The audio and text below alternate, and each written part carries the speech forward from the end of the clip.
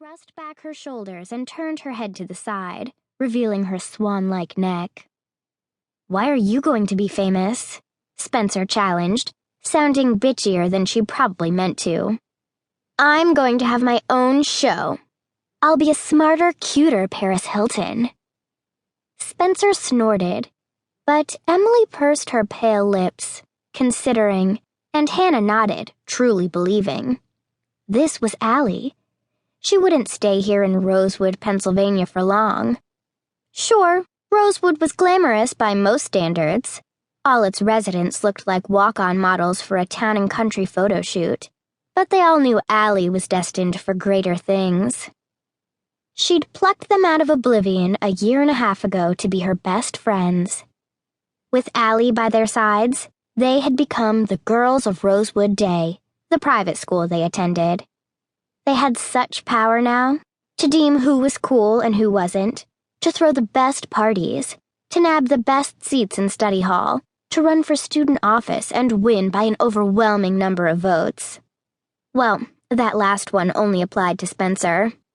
Aside from a few twists and turns, and accidentally blinding Jenna Kavanaugh, which they tried their hardest not to think about, their lives had transformed from passable to perfect. "How about we film a talk show?" Aria suggested. She considered herself the Friends' official filmmaker. One of the many things she wanted to be when she grew up was the next Jean-Luc Godard, some abstract French director. "Allie, you're famous. And Spencer, you're the interviewer." "I'll be the makeup girl," Hanna volunteered, rooting through her backpack to find her polka-dotted vinyl makeup bag. "I'll do hair." Emily pushed her reddish-blonde bob behind her ears and rushed to Allie's side. "You have gorgeous hair, chérie," she said to Allie in a faux French accent. Allie slid her popsicle out of her mouth. "Doesn't chérie mean girlfriend?" The others were quick to laugh, but Emily paled. "No, that's petite amie."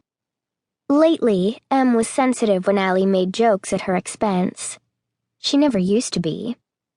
"Okay," Aria said, making sure the camera was level. "You guys ready?" Spencer flopped on the couch and placed a rhinestone tiara left over from a New Year's party on her head. She'd been carrying the crown around all night. "You can't wear that," Allie snapped. "Why not?" Spencer adjusted the crown so it was straight. "Because, if anything, I'm the princess." "Why do you always get to be the princess?" Spencer muttered under her breath. A nervous ripple swept through the others. Spencer and Allie weren't getting along, and no one knew why. Allie's cell phone let out a bleat. She reached down, flipped it open, and tilted it away so no one else could see. Sweet. Her fingers flew across the keypad as she typed a text. "Who are you writing to?" Emily's voice sounded eggshell thin and small. "Can't tell. Sorry."